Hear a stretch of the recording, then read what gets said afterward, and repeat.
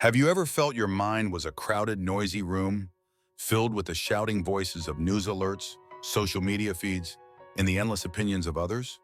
Have you ever felt a pressure to know everything, to feel everything, to optimize everything, only to find yourself more anxious and exhausted than when you started? In our modern world, we are drowning in information but starving for wisdom. We seek peace by adding more apps, more life hacks, more content, believing that the next thing will finally quiet the noise. But what if true peace isn't found by adding but by subtracting?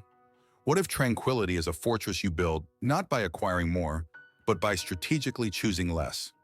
The ancient Stoics, masters of the human psyche, understood this better than anyone. They were emperors, soldiers, and playwrights who lived in a world of chaos, plague, and political turmoil. Yet they cultivated an unshakable inner calm. They knew that the mind, left unguarded, becomes a code playground for anxiety. Today we will explore 9 of their most potent practical rules, reimagined for the digital age, to help you declutter your mind, reclaim your focus, and build an inner citadel of profound and lasting peace. Rule 1. Master your information diet. The first rule of inner peace is to recognize that your mind, like your body, is a direct reflection of what you consume. We are meticulous about the food we eat, reading labels and avoiding junk, yet we allow our minds to feast on a relentless buffet of digital junk food, sensationalist news, algorithm-driven outrage, and trivial gossip. The Stoic philosopher Seneca warned, "To be everywhere is to be nowhere." When you consume everything, you digest nothing. The result is not wisdom, but a chronic case of mental indigestion, a low-grade anxiety that comes from a mind cluttered with half-formed thoughts and borrowed emotions. Mastering your information diet is an act of profound self-respect. It means becoming a ruthless curator of your own attention. It means asking yourself before you click, watch, or listen, is this nourishing my mind, or is it just empty calories? Is this information I need to act upon, or is it simply feeding my anxiety? The Stoics divided the world into what we can control and what we cannot. The information you consume is one of the few things firmly within your control. Choose to read one thoughtful book over 100 fleeting headlines. Choose to follow creators who inspire and educate, not those who inflame and agitate. Your mind is a sacred space, not a public dumping ground for the world's noise. Guard its gates with vigilance, for your peace depends entirely on what you allow to enter. Rule 2. Practice strategic ignorance. This leads us to a more radical and powerful idea, the art of strategic ignorance. In an age that glorifies being in the know, actively choosing what not to know is a superpower. You do not need an opinion on every trending topic. You do not need real-time updates on every global crisis. You do not need to know the details of every political squabble or celebrity drama. Most of this information lies far outside your circle of influence, and engaging with it is a tax on your tranquility with no return on investment. Marcus Aurelius, an emperor who sat at the center of the world's information flow, constantly reminded himself to dismiss the trivial. He wrote, "How much time he gains who does not look to see what his neighbor says or does or thinks, but only at what he does himself." This is not apathy. It is a strategic allocation of your most precious resource, your attention. Every moment you spend consuming information you cannot act upon is a moment stolen from your family, your work, your health, or your own self-reflection. Practice this by going on an information fast. Deliberately avoid the news for a day or a week. Unfollow accounts that consistently make you feel angry or helpless. When a new controversy erupts, ask yourself, does my engagement with this serve my purpose or someone else's agenda? You will quickly discover that the world continues to turn without your constant supervision. By being selectively uninformed, you reclaim vast reserves of mental energy and create the quiet space necessary for deep thought and genuine peace. Rule 3. Embrace productive boredom. Our modern world is terrified of empty space. The moment a sliver of boredom appears, in a checkout line at a red light, waiting for a friend, we instinctively reach for our phones to fill the void. We have become so accustomed to constant stimulation that we have forgotten the profound power of doing nothing. The Stoics, however, understood that true insight and self-awareness are not found in the noise, but in the silence that follows. Embracing boredom is about letting your mind wander. It's about allowing it to be untethered, to make its own connections without the guidance of a podcast, a playlist, or a social feed. Think of it as mental composting. It's in these seemingly fallow moments that your brain processes experiences, solves background problems, and generates its most creative ideas. It's where you have conversations with yourself, check in with your own feelings, and reconnect with your own inner voice. Challenge yourself to reclaim these moments. The next time you have 5 minutes of downtime, resist the urge to consume. Just sit, look out the window, notice your surroundings. Pay attention to the thoughts that bubble up without judgment. It will feel uncomfortable at first, like an addict craving a fix. But with practice, you will find that these moments of boredom are not empty, but full. They are full of potential, full of clarity, and full of the deep, restorative peace that comes from simply being present with yourself. Rule 4. Set emotional boundaries with yourself. We often think of boundaries as something we set with other people. But the most important boundaries are the ones we set with ourselves, specifically with our own emotions. A common misconception of Stoicism is that it advocates for suppressing emotion. This is incorrect. The Stoic goal is not to avoid feeling, but to avoid being hijacked by your feelings. You must learn to treat your emotions like weather. They are passing events within you, but they are not the entirety of you. When a surge of anger, fear, or frustration arises, the untrained mind immediately identifies with it. I am angry. The Stoic mind observes it. I am experiencing a feeling of anger. This subtle shift in language creates a critical space. It allows you to acknowledge the emotion without granting it ultimate authority over your actions. You can feel the heat of anger without fanning it into a destructive fire. You can feel the chill of fear without letting it freeze you in place. Epictetus taught that it is not events that disturb us, but our judgments about them. An emotion is often the product of an initial, hasty judgment. By setting a boundary, you give yourself a moment to question that judgment. Is this situation truly a catastrophe? Or is it merely an inconvenience? Is this person's opinion a genuine threat? Or just air vibrating in a certain way? You don't have to honor every emotional invitation. You can acknowledge the knock at the door without letting the visitor ransack your house. This is the art of emotional self-regulation, and it is the key to maintaining a stable inner climate, regardless of the passing weather. Rule 5. Practice preemptive gratitude.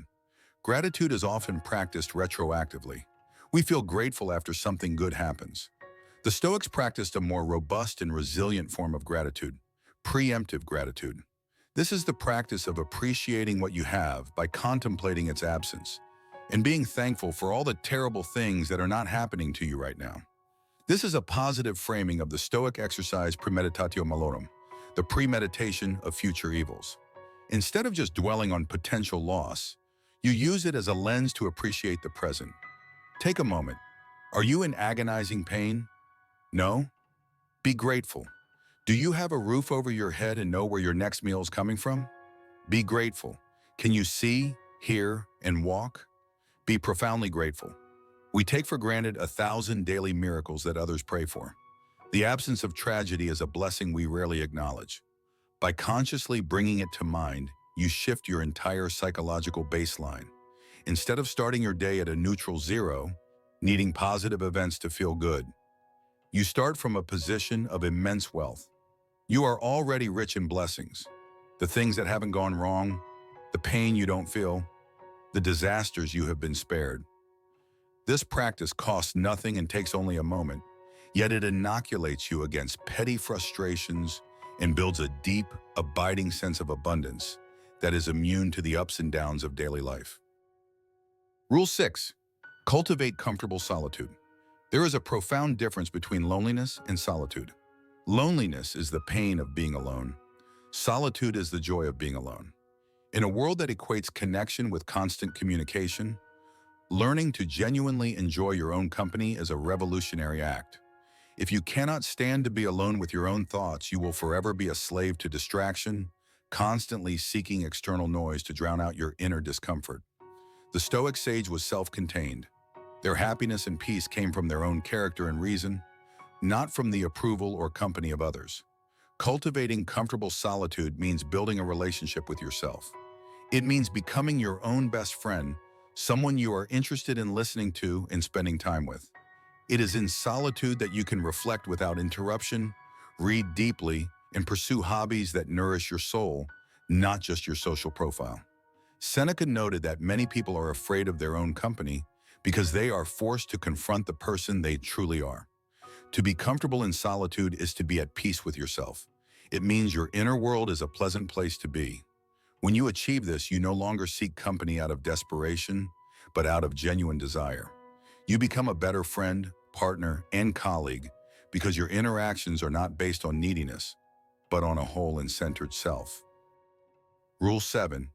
Reject the optimization trap. We live in the age of optimization. We are told to optimize our morning routines, our workouts, our diets, our productivity, even our sleep. The pursuit of the perfect life has become a new source of stress, a relentless race on a treadmill of self-improvement that has no finish line. The constant feeling that you could be doing more, that you're not living up to your full potential, is a thief of peace. The Stoics would find this obsession baffling. Their goal was not an optimized life, but a virtuous and tranquil one.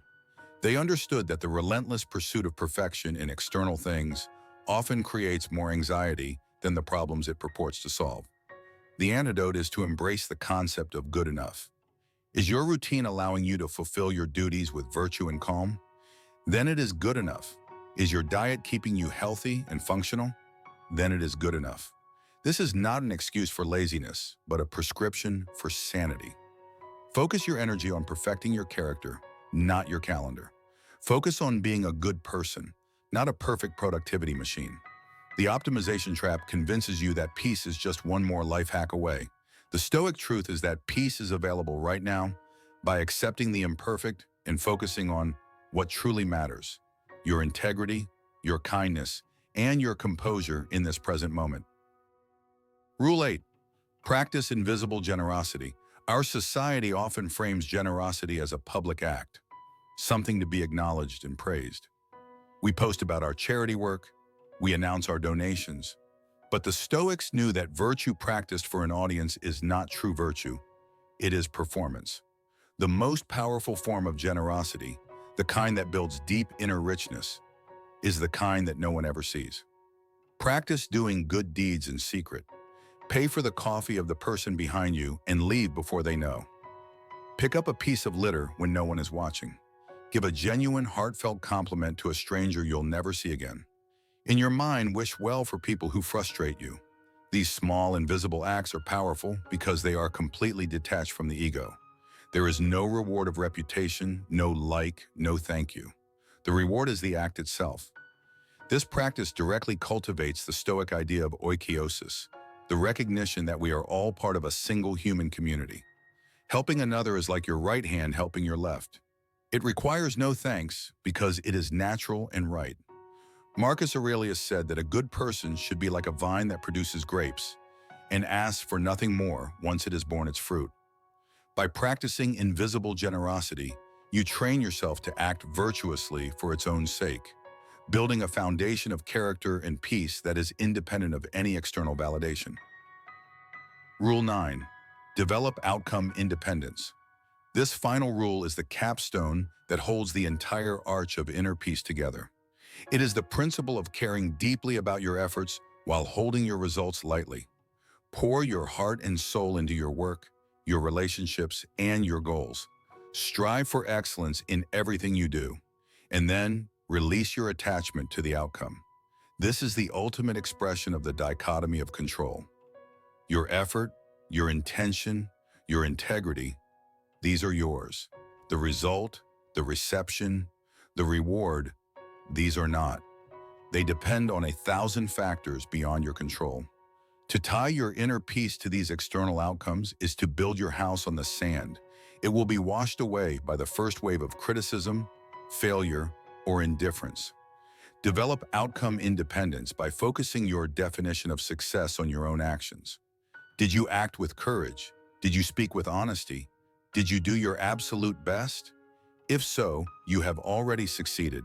Whether you get the promotion, win the applause, or receive the praise is secondary.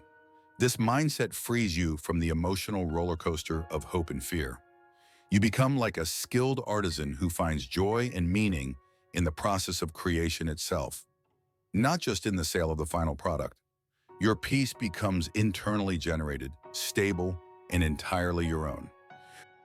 To illustrate this fortress of the mind, let us end with a story about the great philosopher Socrates, a forerunner to the Stoics. One day, Socrates was walking through the bustling marketplace of Athens when a man, angry about some philosophical debate, ran up and kicked him squarely. Socrates, to the astonishment of the crowd, did not react. He did not shout. He did not retaliate. He simply stumbled, regained his balance, and continued on his way as if nothing had happened. A follower, shocked, ran up to him. "Socrates," he cried, "how can you let that man treat you so? You must demand justice. You must fight back."